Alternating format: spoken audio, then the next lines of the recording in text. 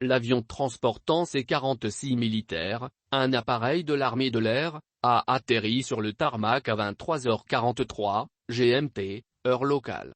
Le président Ouattara, le drapeau ivoirien en main, a salué chacun de ces soldats qui foulaient le sol de leur patrie, après près de 6 mois dans les geôles à Bamako. Ce retour a été retransmis en direct sur l'Arti 1, la première chaîne de la télévision nationale.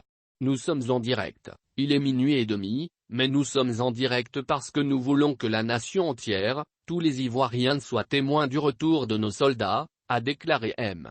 Ouattara.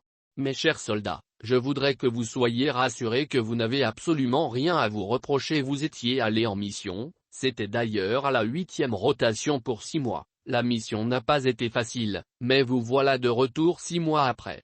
Je dirais mission accomplie, a-t-il lancé. À l'endroit des familles des soldats, le président ivoirien Alassane Ouattara a souligné que ce fut des moments douloureux pour eux, mais également pour lui en tant que chef de l'État, et chef suprême de l'armée parce que c'était sur ses instructions que ces soldats sont allés au Mali. Et ce, pour apporter la paix à ce pays frère et ami. Et voilà que malheureusement pour des problèmes administratifs, une terrible incompréhension s'est installée entre nos frères maliens et nous. Mais, je voudrais vous remercier de votre patience et de votre compréhension, a-t-il expliqué.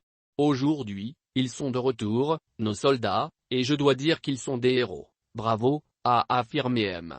Ouattara, ajoutant que nous n'avons ménagé aucun effort pour leur retour et a rendu un hommage au président togolais Faure Gnassingbé, le médiateur dans la crise entre Abidjan et Bamako.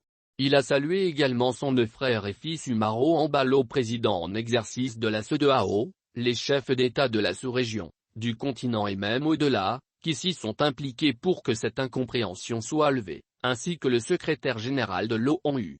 Quelles que soient les incompréhensions, les frères arrivent toujours à se comprendre et à se retrouver et c'est ce qui s'est passé avec nos frères maliens.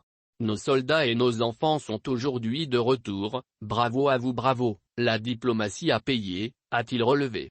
Nous estimons qu'avec un pays frère et ami, il n'était pas nécessaire d'avoir une voix autre que celle de la diplomatie.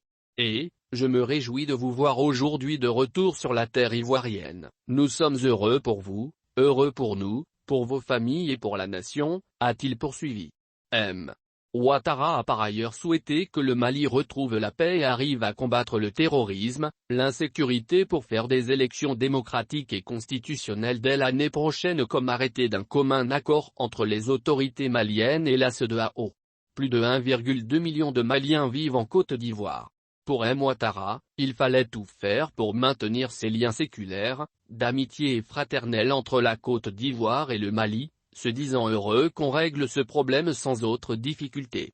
Le ministre d'État, ministre de la Défense, Téné Birahima a laissé entendre être un homme heureux ce jour, heureux parce que cela fait bientôt 6 mois que les Ivoiriens sont dans l'angoisse et ces soldats, partis dans le cadre de la recherche de la paix, ont été détenus. M. Le président, vous avez évité de croiser le fer avec le pays frère du Mali et nous avons aujourd'hui, ce que nous attendions, la libération de nos soldats. Nous venons de Lomé, où nous avons à votre demande transmis au président Faure Gnassingbé, vos remerciements, pour sa médiation et sa détermination pour une sortie heureuse de cette situation, a-t-il fait savoir. Dans un discours, le lieutenant Adankou Assissani, le chef de détachement de ces soldats, a au nom de l'ensemble des militaires libérés, traduit la joie qui les anime et l'inquiétude, indiquant qu'ils sont très heureux et soulagés de retrouver la mère patrie. Le président de la transition, chef de l'État du Mali, le colonel Assimi Goïta, a accordé le vendredi 6 janvier 2023 la grâce avec remise totale de peine aux 49 soldats ivoiriens condamnés par la justice malienne pour crimes d'attentat et de complot contre le gouvernement. Arrêtés à Bamako le 10 juillet 2022, et soupçonnés d'être des mercenaires, ils étaient accusés également d'atteinte à la sûreté extérieure de l'État, détention, port et transport d'armes et de munitions de guerre ou de défense intentionnellement en relation avec une entreprise individuelle et collective. Après 2 jours de procès devant la cour d'assises de Bamako, en audience spéciale, les 29 et 30 décembre 2022, 46 soldats ivoiriens ont été condamnés à 20 ans de réclusion criminelle.